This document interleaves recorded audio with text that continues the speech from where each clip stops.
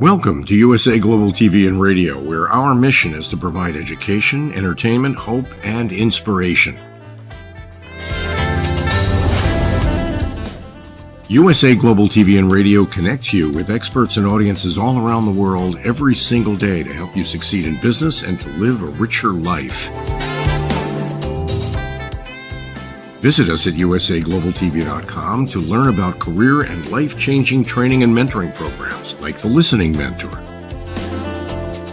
Subscribe to our newsletter to stay informed about our special programs and offers. Discover how you can become a guest on one of our shows or a host or producer of a USA Global TV and Radio show of your very own. That's USA Global TV and Radio, where the doctor is always in.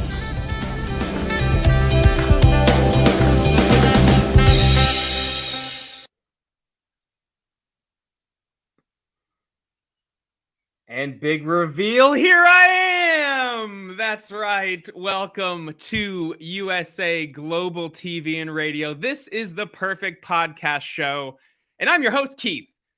There I am. That's me. First, before we go forward at all, just got to talk about last episode. Quite embarrassing. I thought the recording was done. We already did a really great episode with my guest last week, Matt Braley. And then, of course, we had Bob Iger come in. He talked all about ways to fix the strike and all these deals that were going to happen. But I messed up and it was an hour early and I didn't actually record. And what did show was us backstage just talking about the episode. So it's quite embarrassing. But it's okay because Bob agreed to come on again this week and share all the stuff he said last week. He agreed to come on and just repeat everything because it wasn't recorded at all. So before we go forward at all, let's just have Bob Iger, the CEO of Disney, come on right now just to clear up all of this stuff. Bob Iger, here he is again. Okay, last week he was here. His audio worked. His video worked. Bob, are you there? Bob? Not again. Bob Iger. Bob, you were here. He was here last week. I swear he was here last week when we weren't recording. And he said all of the plans for the SAG after strike, for the WGA strike, for just that Disney, it was going to fix things. Bob, please, Bob, please. Bob. Okay. All right, Bob, we'll check in with you later. Since it's not working now. Thanks, Bob. We'll see you later. Man, that's frustrating. I swear he was here last week and we talked and he said all these wonderful things, but it was an hour early. I messed up. All right, but here we are with another episode of the Perfect Podcast Show. The goal again is for me to do the most perfect podcast where things don't go wrong. So far off to not a great start, but that's okay because we have a great guest for this week and we're recording right now. I have confirmed we are recording live right now. So that is good. But if you've seen the other episodes, I like to begin every episode with a motivational quote, but I've been getting a lot of emails and DMs and ats on the Twitter, which we now call X. And if it's called X, do you say that we tweet at someone or do we X at someone? Someone X'd me. Someone X'd at me. Someone X'd at me. A few people have X'd at me to not do motivational quotes anymore because they'd rather hear something funny. They want to lighten the mood a little instead of something deep and motivational. So instead, we're going to do some jokes, giving the people what they want here at the Perfect Podcast Show. So the first joke, starting this trend of jokes that we're going to do, is this. This is the joke starting now. How much does it cost for a pirate to get their ear pierced? You might know the answer. It's a buccaneer. A buccaneer. There you go. Buccaneer. Because he's a pirate, so it costs $1 an ear, like $1 an ear, but he's a buccaneer. Okay, I'm not going to explain it because that would sort of ruin the funniness of the joke, the comedic, and if I explain that I'm not going to explain, also sort of takes that away, so I'm not going to do that anymore. The Perfect Podcast Show, here we are, episode 4. Great guest coming in soon. Still no Bob Iger.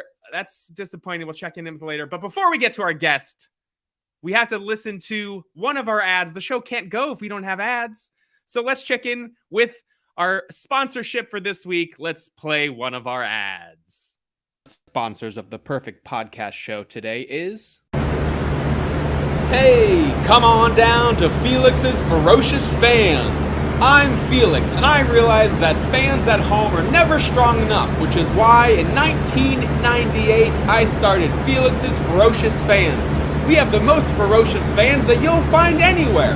I mean, just listen to this fan behind me. It's so ferocious that I can't even keep my script in my hand.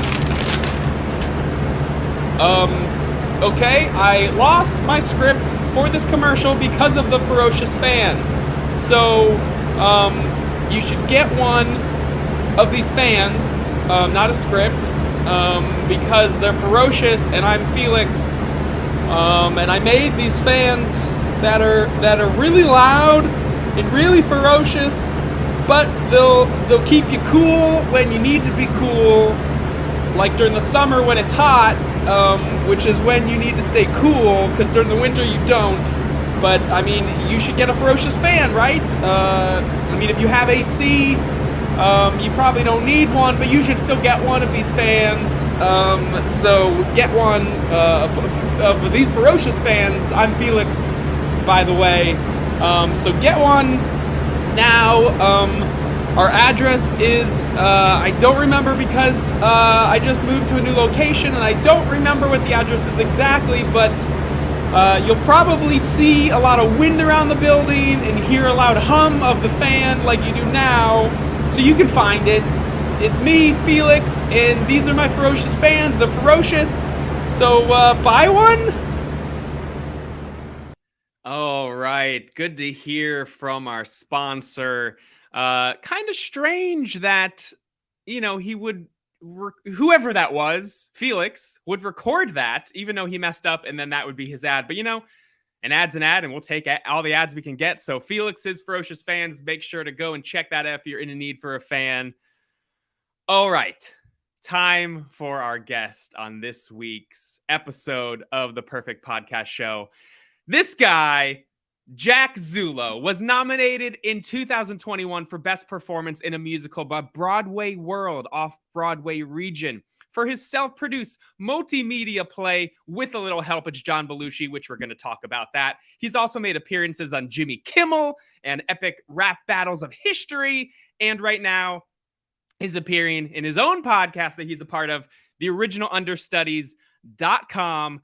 Let's say hello to my guest, Jack Zullo. You got a lot of nerve showing your face around here, Keith. Oh, I have a lot of nerve. You're showing your face. Well, you know what, man? What? I don't stab people in the back with this face and then go, hey, buddy, be my friend again. You're like a narcissistic person with problems in your brain cakes, man. Okay, you're saying narcissistic and problems with my brain cake. Those are sort of the same two things, okay? I'm not... Your frontal lobes, bro. You got to check them before you wreck them. You got to check your back lobes. Those back lobes aren't working too well either, you know? I invite you on to have a professional podcast show and you attack me right off the bat? Attack you, man. You won't return my phone calls. You won't return my emails. You blocked my phone number. I don't know what's wrong with you, dude, but you got to give me my loot cakes. Okay, I changed my phone number so you wouldn't have it, and I blocked you, yes, on email, because I get too many emails. I don't need to see pictures of each of your toes every single day. That's too much. I don't need to see that, okay? And you better call my girlfriend back, because she misses you, man. That it just seems inappropriate. I told you again, that's inappropriate. I'm not going to call your girlfriend. She's your girlfriend. It seems like that's the reason you're getting mad at me in the first place, is because we had that dinner and we were getting along. You know, we were talking about how to steam your own broccoli, and that's a passion of mine. And she likes to do that too. And we got along, and you got all upset. So I said, okay, I won't talk to her anymore.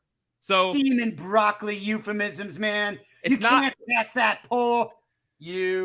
I do. Words. It's not. It's actual broccoli that I put into a steamer, and then I add water and I steam it because it's softer and I like the taste of it. It's not a euphemism. It smells like farts, man, and it smells like farts. It might smell like farts, but if those are farts smell, then I will gladly eat those farts because I like steamed broccoli just like Jessica did. Okay. I don't know if she still does because I'm not talking to her. Okay. It's your girlfriend. You talk to her. I'm not going to do that. Well, it's your mess, man, but I got to clean it up now. That's fine. If you're gonna you clean up the mess, you will clean up the mess. So just, I wanted to have you on today. Are you breaking character right now? Are you Of going? course I'm breaking character. Okay, so I don't know if you're keeping it going. All right, Jack. Hey, good to see you, buddy. You too, man. So Jack and I met years ago. I feel like I met Jack, but I didn't know Jack.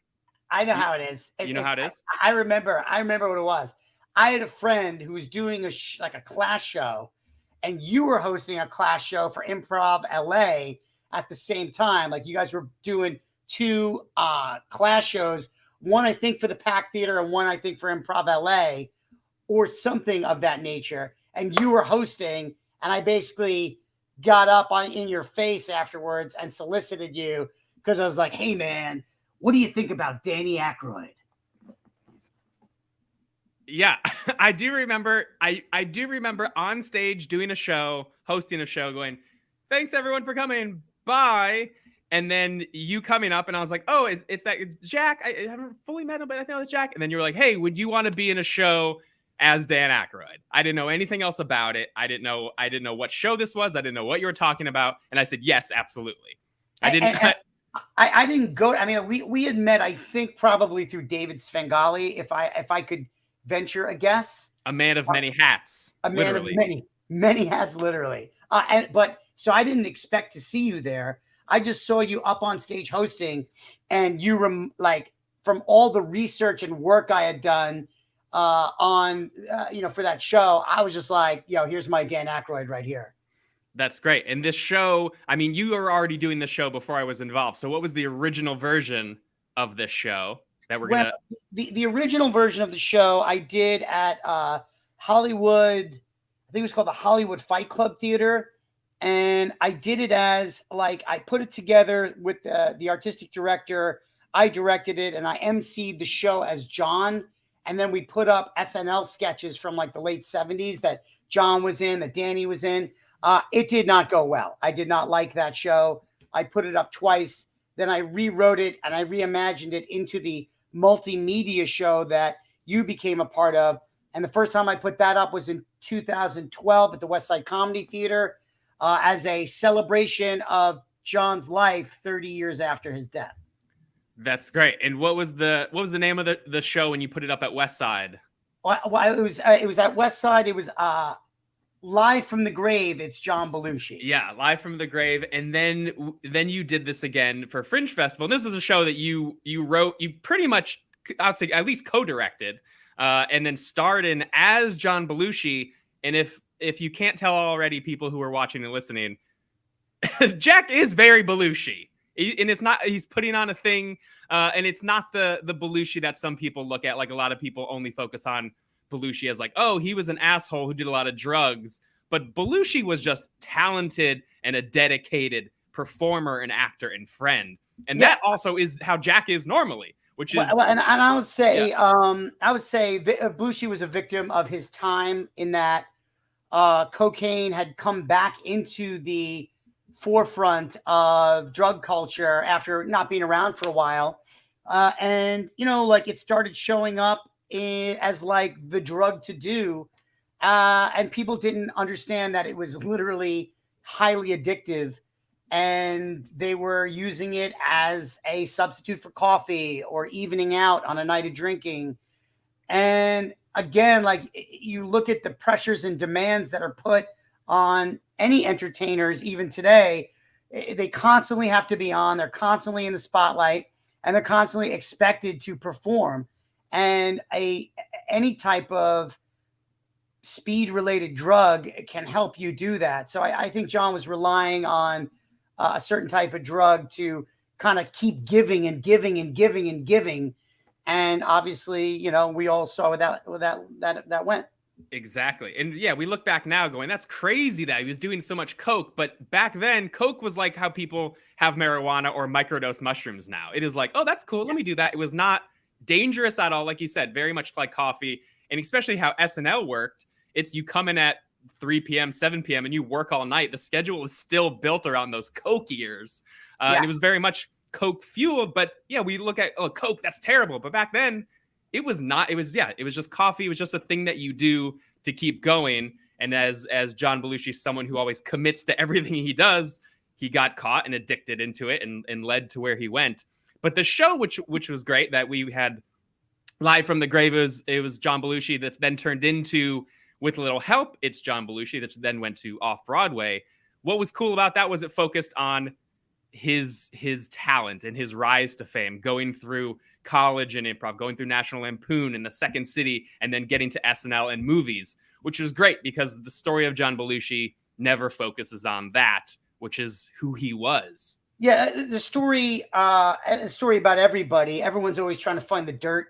Everyone's always trying to find this horrible angle. And I don't know, for me, he was somebody that I was introduced to after he had died as a very young person watching syndicated SNL.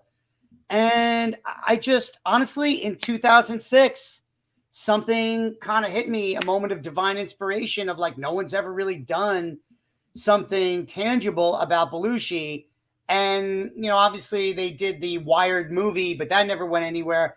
And the truth is the family's always been very protective of him, of his memory and of his legacy. And, you know, I wanted to tell the story about how somebody lived, not how they died. Yeah, definitely. And it is a very protective thing. I remember opening night for the Fringe Festival for the show. Jim Belushi came and sat in the front row, arms crossed, upset, and like, well, here is, you know, closest kin to John. And he looked very upset, but the show ended and he's in tears and he's saying how we captured the spirit of the show and just really loved the show that you created. Yeah, man. My only regret is that I didn't capitalize on meeting Jim Belushi other than, you know, talking to him briefly after the show, but it meant a lot. I definitely gave the show a lot of legitimacy going through the Hollywood Fringe Festival. And again, we won a Producers Award. I was nominated for Most Unleashed Performance in the Fringe, or in a comedy in the Fringe, or something like that. I don't know. But man, like that show, again, you know, dude, and the reason why I wanted to come on and see you is that, like, you're a friend of mine who's really helped me make my opus a reality, you know, and so it really, we don't get anywhere in anything in life without the people around us supporting us and helping us. Oh, well, thank you for saying that. And when you asked me to play Dan Aykroyd that first time, I am such a big Dan Aykroyd and John Belushi fan. Love the Blues Brothers, have watched all of everything they've ever done, and just see how they've inspired so many people. So doing that, and that you were so dedicated, like, I'm doing this thing, like being dedicated to actually follow through with something. And I was like, I'm on board. And then all through the Fringe show, leading to the other show, glad to be a part of it, that it's like, oh, this is a real thing. And similar to John and Danny, it's like, Jack, what are you doing? I'm down. Let's go. I know you're bringing 110%, and I'm bringing 110%, because what this represents, it's not, this is like to show the story of these people in a great way is something I love. So then What were you saying? I was going to say, then how did it go from Fringe to then across the country to Off-Broadway? I wanted to bring that show back east to New York so that my family could see it. And Jennifer, you know, my partner, she suggested Theater 80. I started looking into it. And I don't know, man, you know how it is. You just get an idea in your head, you commit to it, and next you know, you're doing it. I mean, that's really what fuels me, is I'll get an itch in my head that I need to scratch. And doing cartwheels across the stage in New York City was something that I wanted to do. And you know what? I think the results speak for themselves. Unfortunately, we ran into the pandemic right after. So any heat that I was hoping to get as far as getting investment for that show and moving that show to a bigger venue with a punched up script really kind of got limited by the 2.5 years of pandemic time. But we're just trying to get, we just submitted the Jack Made a Play About John documentary feature to a independent distribution company. And we're waiting to see if we're going to be streaming that feature soon enough. But yeah. That's great. Yeah, and it was wild going Theater 80 in the East Village, right around the corner from where John lived. And also, Jack made a play about John, a documentary that you were filming while doing this play, doing two things at once, which showcases all that you went through bringing the show there, all of the drama and everything of putting up a show in New York. Well, dude, to our conversation just as we started, like we're artists, man, and like a lot of times we are a slave to the moment, or we're a prisoner of the moment. In that, I got an idea in my head, and then someone said, "Well, you should have previews in LA to drum up some interest or drum up news about it." So I wound up having previews in LA in September, and then opened the first week of December in New York. Plus, I wanted to document this craziness, and like, you know how it is. I'll be sitting here doing 50 other things that aren't helping my career out or furthering me artistically in the zeitgeist. But all of a sudden, you know, you light a fire, and next you know, you're spinning 5 plates. You're doing interviews on NBC. You know, you're putting people up in houses in Brooklyn and Queens, and you know, you're literally making your dreams come true. Again, like you said, bringing that show home to New York for the first time in the neighborhood where John entered New York in the East Village meant a lot to me. There was definitely something magical about it. And it is something I've said to you personally, to other people. The one thing that I stand by about you is if you say something, you're going to do it. And you're like, I'm bringing the show to New York. I'm doing a documentary. And that happened. And that, as an artist, is tough because comedy is subjective, art is subjective, and it's easy to say you're going to do something and find millions of reasons not to do it. But you just power through and then actually do it. And we did that. This magical show in New York, having people who knew of John, who knew Harold Ramis, who knew of SNL coming to the show and approving of it was so big. Well, we had like one of John's like security guys from his time in the punk scene in the East Village, you know, coming to the show, interview for the documentary. Hey man, listen, you know, it's art and entertainment. It's about having money to back you. It's about having a platform and people behind you. And, you know, it's like you with the Improv LA school, you know, like you've created something that helps people grow and learn, also creates a revenue stream for you. It's a matter of how can I make money and do so in a way that allows me to create art. It is entertainment business, which is the thing a lot of people forget about. It's like you can have the greatest idea ever, but then to find the funding and actually do it, and there's so much to pay for, things you wouldn't even think of. Oh, we have to do laundry for costumes. That's a cost. There's all sorts of costs. And well, I remember I had initially in my ambition, I had 2 shows scheduled on Fridays and Saturdays, one at 7 p.m. and one at 10 p.m. And then all of a sudden, Equity hits me up and they're like, well, you're running into meal penalties then. Mm-hmm. And it literally costs an extra like $500 or $600 just to do 2 shows a night. You run into things that, I mean, that show was very physically demanding. Mm-hmm. And I was doing that show with you know, joy. And I feel like everyone in the cast had a great time. It was just a matter of someone was like, hey, so I think that, and all of a sudden it was like, oh yeah. So, you know, you run into costs, they're fringe costs. You don't realize they're going to come up. And that's really what restrains us as content creators in this world. How do we make money doing what we love to do? And how do we keep doing it? Right. And that's the tricky thing is you see big production companies or something doing it's like, well, there's a meal penalty. Well, this is, you know, NBC Universal. They can pay everyone $50, but it's coming from one person who's doing this. It's pretty impossible. Whenever anyone's like, go put up your own show, go make your own movie. Like that's thousands and thousands of dollars that you have to come up with thin air to create a thing of art just for people to go, oh, I see that you do stuff. It's well, a lot of work. I was frustrated, and it kind of leads into the Bob Iger bit.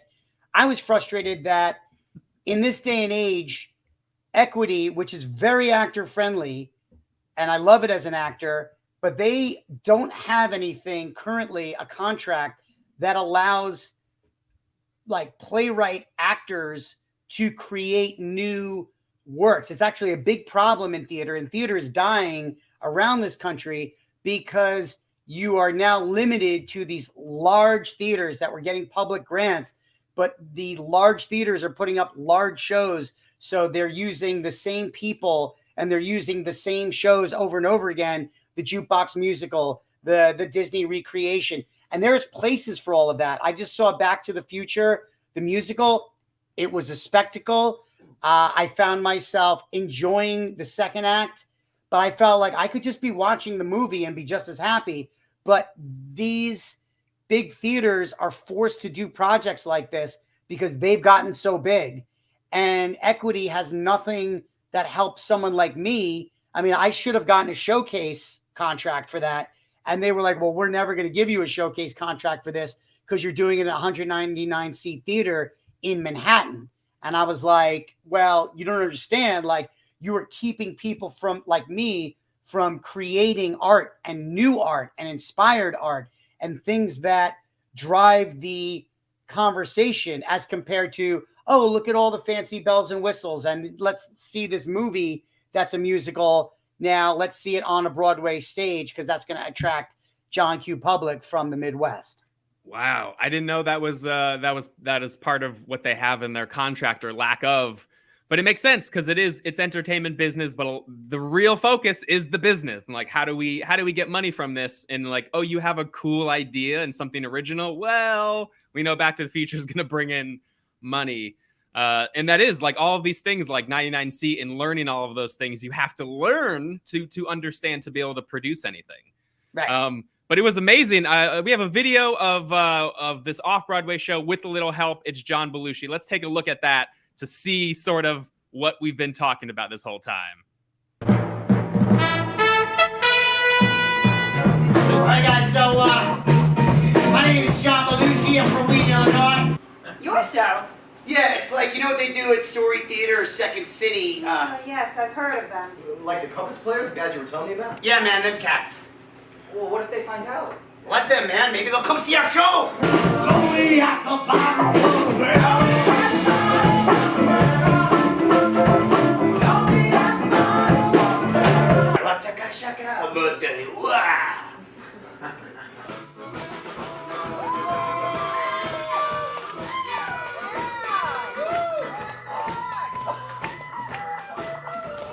He took the bar.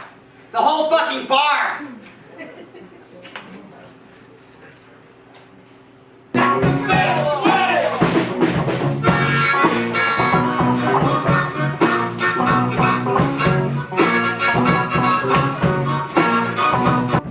With a little help from my friends, I made it to the top. Once I was there, they were gone.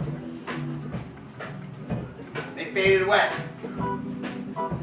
Less than 4 years later, I was gone. Oh, wow. Good memories there. Yeah. We're almost out of time, but we got to finish off with just what we'll play to the end. Just a little bit of a taste of that show. Do it live now. I have these, but I remember the Belushi estate said we are not allowed to wear dark sunglasses when doing Blues Brothers, so I have these instead. All right. I don't have my glasses with me, but so let's see if we could do King Bee or improvise something related to it. See what we got? Okay, sure.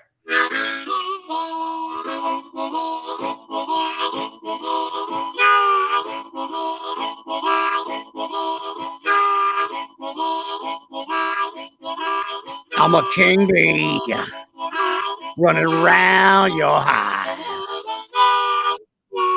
Oh yeah, I'm a king bee, baby, running around your hive. If you see me coming, baby, get off, step aside. A buzz.